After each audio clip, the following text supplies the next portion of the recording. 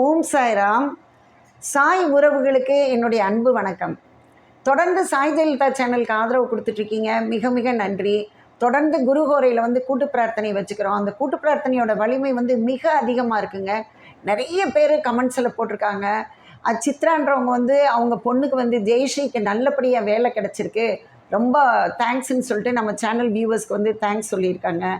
அடுத்தது இன்னொருத்தர் சிவான்னு சொல்லிட்டு அவருக்கு விசா ரொம்ப நாள் கிடைக்கலையாம், இப்போ நல்லபடியாக விசா பிரார்த்தனைக்கு பிறகு கிடச்சிருச்சு அப்படின்னு சொல்லிட்டு அவங்க நம்ம சேனலுக்கு ரொம்ப தேங்க்ஸ் சொல்லியிருக்காங்க.